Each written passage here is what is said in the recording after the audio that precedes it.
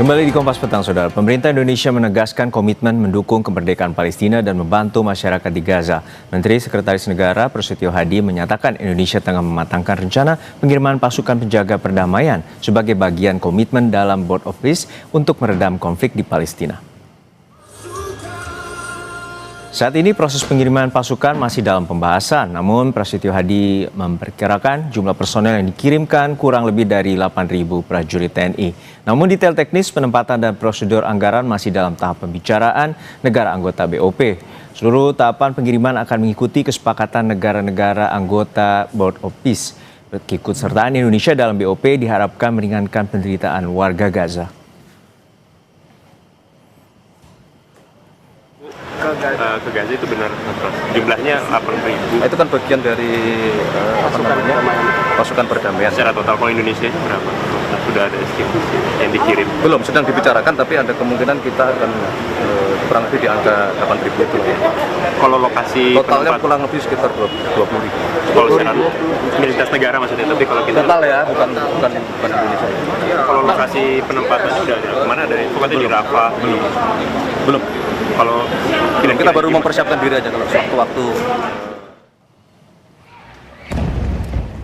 Sementara itu, pakar hubungan internasional mengingatkan pemerintah Indonesia jangan sampai terpancing dengan kabar yang diimbuskan media Israel.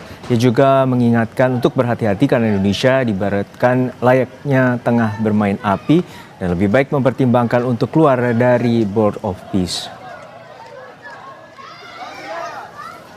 Dan bahwa yang menghembuskan isu bahwa Indonesia yang menjadi yang pertama itu adalah Israel, ini jangan sampai Indonesia cuma kepancing gitu ya. Karena Amerika Serikat waktu itu masih kesulitan nih mencari negara yang mau kontribut untuk ASF. Jadi menurut hemat saya segala konsekuensinya kita sebagai masyarakat ya mesti antisipasi. Kita sudah bermain api, mencoba jalan unilateral yang dilakukan oleh Amerika Serikat, maka tinggal kita ikuti saja bagaimana atau kapan Presiden kemudian memutuskan untuk keluar. Perdana Menteri Israel Benjamin Netanyahu secara resmi menyatakan bergabung di Board of Peace atau Dewan Perdamaian bentukan Presiden Donald Trump pada Rabu kemarin. Netanyahu mengunggah momen penandatanganan yang disaksikan Menlu Amerika Serikat Marco Rubio sesaat sebelum bertemu Trump.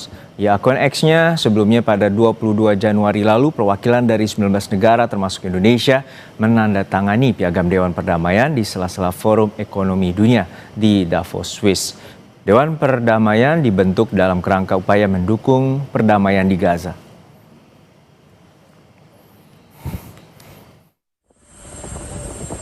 Sebelum bertolak ke Washington DC untuk bertemu dengan Presiden Amerika Serikat, Perdana Menteri Israel Benjamin Netanyahu mengungkapkan isu yang ia akan bahas bersama Trump, yakni pandangan Israel terkait Gaza dan soal negosiasi dengan Iran. Netanyahu menambahkan bahwa pertemuannya yang berulang kali dengan Trump mencerminkan kedekatan unik Israel dengan negara itu dan hubungan luar biasa dirinya dengan Donald Trump. בנסיעה הזאת אנחנו נדון בשורה של נושאים, עזה, האזור, אבל כמובן בראש ובראשונה במשא ומתן עם איראן. אני אציג בפני הנשיא את התפיסות שלנו לגבי העקרונות במשא ומתן, העקרונות החשובים, ובעיניי הם עקרונות חשובים לא רק לישראל, אלא לכל מי שבעולם רוצה שלום וביטחון במזרח התיכון. Pengiriman pasukan perdamaian Indonesia ke Gaza di bawah naungan atau mandat dari Board of Peace bentukan Presiden Amerika Serikat Donald Trump. Lalu bagaimana risiko bagi Indonesia jika tetap mengirimkan pasukan ke Gaza? Kita bahas bersama Guru Besar Hukum Internasional Universitas Indonesia, Prof. Hikmawanto Juwana. Selamat sore, Prof. Selamat sore, Mas Jono. Sehat ya? Ya. Prof, kita mengetahui bahwa ini secara resmi Israel telah bergabung di Board of Peace bentukan dari Presiden Donald Trump dan saat ini Indonesia juga memiliki wacana untuk mengirimkan pasukan perdamaian sekitar 8.000 pasukan ke sana. Lalu seperti apa sebenarnya peran Indonesia nantinya di Board of Peace di mana Israel yang saat ini merupakan salah satu agresor ataupun yang juga berkonflik dengan Palestina ataupun Hamas itu masuk dalam Board of Peace? Ya, pertama gini ya. Memang Israel baru mengikuti Board of Peace menandatangani piagam ini kan kemarin gitu ya, waktu Amerika. itu karena Perdana Menteri Netanyahu tidak hadir di Davos, dan ada berita yang mengatakan dia khawatir karena Swiss ini masuk di dalam Uni Eropa, dan kemudian yang dikhawatirkan bahwa Uni Eropa akan membawa Netanyahu ke pengadilan di ICC. Oleh karena itu dia baru menandatangannya di Amerika. Nah, dengan masuknya Israel, maka ini di BOP, kalau kita bicara Gaza, itu tidak akan ada imbangan.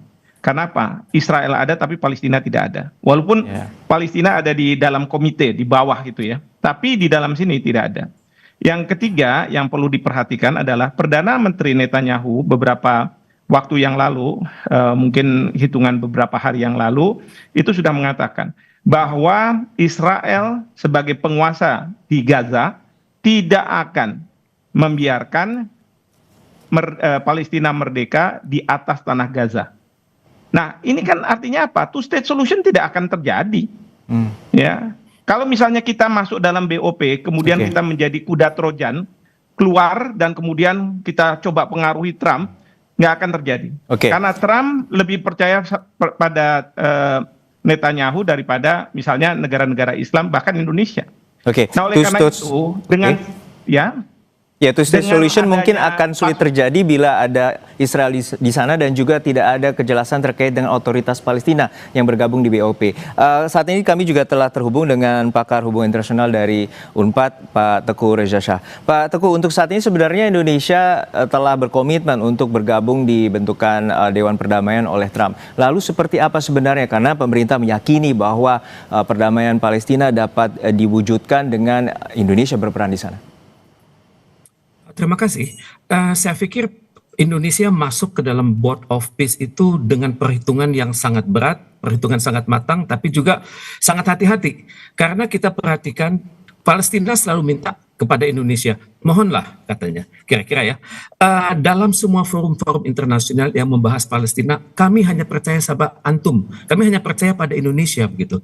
Jadi berbekal idealisme Indonesia, berbekal juga harapan dari masyarakat Palestina tersebut, dan juga tentunya dalam hal ini komitmen Indonesia itu harus tegas, two state solution itu harus berjalan dan Palestina itu harus benar-benar berdiri. Dan tentunya di dalam Board of Peace ini Indonesia juga sudah menghitung-hitung siapa kira-kira yang bisa diajak untuk berkoalisi kan. Walaupun sangat sulit. Otoritas Palestina tidak berada di sana, Pak Teguh.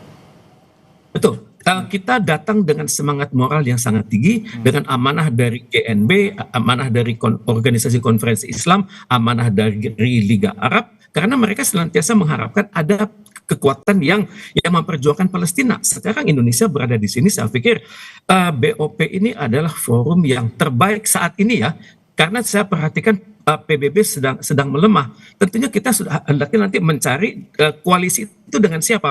Mungkin dengan Bahrain, mungkin dengan Mesir, mungkin dengan Jordan, mungkin dengan Kazakhstan, mungkin dengan Kuwait, kemungkinan juga dengan Maroko dan Pakistan, kemungkinan juga dengan Qatar, Saudi Arabia, dan Uni Arab Emirat. Walaupun koalisi ini mungkin goyang ya, karena negara-negara tersebut kemungkinan besar akan patuh pada Amerika Serikat. Tapi ujung-ujungnya Pak Prabowo dalam hal ini Indonesia akan berjuang sendirian. Nah, ini sesuatu hal yang sangat bagus. Secara keilmuan kita akan melihat bagaimana pertarungan David lawan Goliat yang sangat banyak tersebut. Pandangan Anda bagaimana, Prof. bahwa Indonesia diminta untuk lebih berperan aktif, terutama kepada negara-negara Muslim yang tengah bergabung di Board of Peace untuk membangun perdamaian dan juga two-state solution atau solusi dua negara? Ya, pertama adalah kalau Pak Reza mengatakan bahwa Palestina memintalah kepentingan dia disuarakan oleh Indonesia. Pertanyaan saya, Palestina yang mana nih? Otoritasnya yang siapa yang bicara dengan pemerintah kita? Saya mau tahu juga sih. Ya, jangan sampai cuman asal-asalan aja kita ngomong bahwa ini Palestina. Palestina yang mana?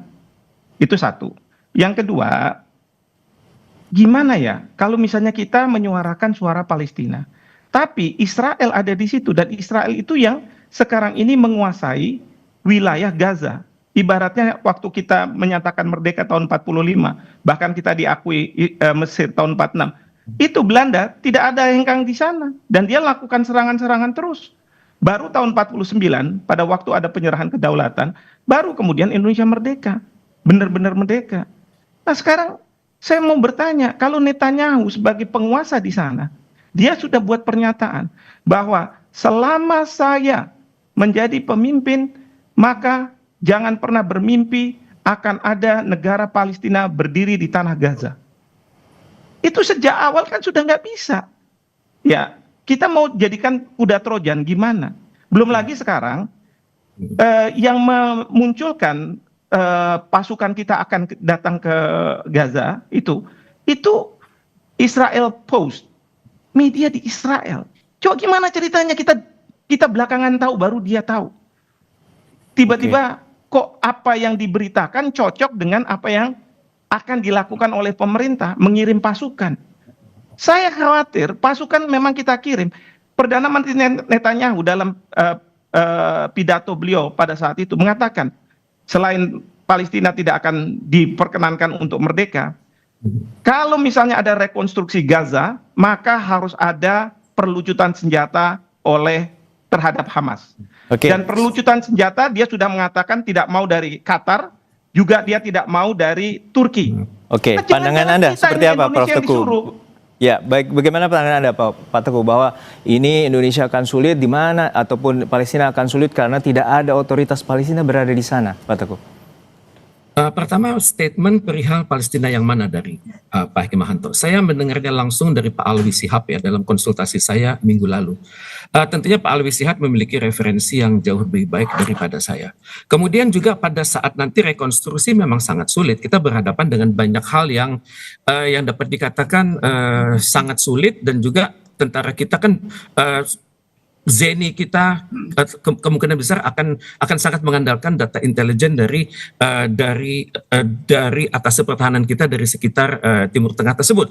Dan untuk itu saya berpikir memang sulit, tapi bagaimanapun harus dicoba karena diplomasi itu membutuhkan kerja keras, dan saya pikir mumpung Board of Peace ini strukturnya belum jelas, disinilah peranan Indonesia untuk membawa ide-ide yang benar-benar berbeda. Mungkin ini idenya David melawan Goliat, tapi bagaimanapun Presiden kita sudah berkomitmen, kita harus masuk ke sana, kita harus memberi warna, dan kita harus berjuang untuk untuk Palestina. Ini komitmen ini yang harus dihargai. Kalau boleh saya potong di sini ya, kalau kita harus coba, kita bereksperimen kan berarti, tapi nyawa yang jadi pertaruhan, pasukan tentara kita yang harus jadi taruhan, gara-gara eksperimen. Tepat nggak nih Pak Teguh? Saya mohon maaf, saya teman baik sama Pak Teguh. Tepat nggak ya kalau misalnya kita mempertaruhkan para nyawa pasukan kita? Belum lagi bagaimana pasukan itu, katakanlah Zeni, yang saya dengar Zeni akan dikirim sama medis. Kalau medis sebelum Bapak Prabowo menjadi jadi presiden kan jadi menteri pertahanan, udah dikirim. Nah sekarang coba bayangkan, kalau Zeni kan rekonstruksi. Netanyahu sudah mengatakan, rekonstruksi baru terjadi apabila ada perlucutan senjata terhadap Hamas. Satu. Yang kedua, Jared Kushner pada waktu awal pertemuan BOP sudah menjelaskan ini akan di-develop ya, kompleksnya seperti ini dan lain sebagainya. Dan yang mendevelop itu adalah developer Israel Amerika, Yasir Gabay. Lalu tentara kita disuruh ngapain? Kalau Zeni kan urusannya konstruksi. Sekarang saya mau tanya, apa? Dan ketiga, mandat dari BOP itu terhadap tentara kita ada di sana tuh apa? Apakah seperti PBB, peacekeeping operation, atau kita harus semacam peacemaking? Artinya kita mungkin berhadapan-hadapan dengan tentara Hamas. Dan kalau tentara Hamas kita hadapi, itu yang namanya rakyat kita di Indonesia akan marah, akan justru menggerus legitimasi Bapak Presiden. Saya sayang sama Bapak Presiden. Pak Teguh, jangan sampai kita digerus seperti itu. Ya, baik. Terima kasih Prof. Untuk Pak Teguh, untuk saat ini sebenarnya ini apakah juga melangkahi prinsip politik bebas aktif di mana Israel juga berada di sana, dan ini memunculkan resiko geopolitik bahwa apakah Indonesia mendukung langkah Amerika Serikat terkait dengan konflik di Gaza, dan juga ada tadi resiko personel Tentara Nasional Indonesia yang saat ini menjadi pasukan perdamaian di Gaza rencananya. Saya setuju dengan Pak Hikmahanto. Nyawa itu tidak ternilai. Anak-anak kita itu harus berangkat komplit, pulang juga komplit, sehat walafiat. Cuman saya perhatikan ada suatu keunikan ya sekarang ya. Tampaknya Pak Prabowo ini presiden kita mencoba mengaplikasikan sesuatu hal yang sangat sulit yang Bung Karno sendiri sulit lakukan, yakni suatu prinsip vivere vere colossus amante. Jadi ini menuntut diplomasi yang luar biasa. Saya sangat berharap beliau bisa langsung berkomunikasi dengan Donald Trump, membuat yardstick, membuat aturan main, sehingga dari hari ke hari pergerakan pasukan kita terukur. Dan saya sangat berharap Presiden Prabowo bisa meyakinkan Presiden Donald Trump untuk menekan Israel. Jangan terlalu harus berhati-hati, sebisa mungkin menghargai hukum internasional. Memang ini situasi yang sangat sulit. Kita mempertaruhkan nyawa sekian ribu pasukan kita, dan untuk itu diperlukan kehati-hatian yang sangat tinggi. Dan untuk itu ya mau nggak mau konsultasi dengan PBB harus jalan terus, walaupun otoritasnya tidak diberikan oleh PBB. Baik, terima kasih atas perspektif Anda. Ini bukan mandat di Ya, PBB. singkat saja, Dan Prof. Mas Jono sedikit aja, bahwa menurut peraturan Menteri Pertahanan nomor 23 2020, ya, prinsip dasar operasi perdamaian itu tidak boleh ada keberpihakan. Nah, sekarang kalau misalnya BOP itu ada Israel di situ, pertanyaannya adalah apakah kita akan lebih berpihak pada Israel daripada ke Palestina. Belum lagi di dalam pasal 5B Peraturan Menteri Pertahanan nomor 23 tahun 2000, di situ dikatakan misi perdamaian ini bisa saja misi perlucutan senjata. Kalau ini dipakai perlucutan senjata dan yang dilucuti hanya Hamas, tidak Israel, itu akan berbahaya. Baik, kita tangkap poinnya, Prof. Hik. Terima kasih atas perspektifnya. Hikmahanto Juwana, Guru Besar Hubungan Internasional dari Universitas Indonesia, dan juga Bapak Teguh Reza Shah, Pakar Hubungan Internasional dari Universitas Padjadjaran. Terima kasih atas waktunya. Sehat-sehat selalu, Bapak-Bapak.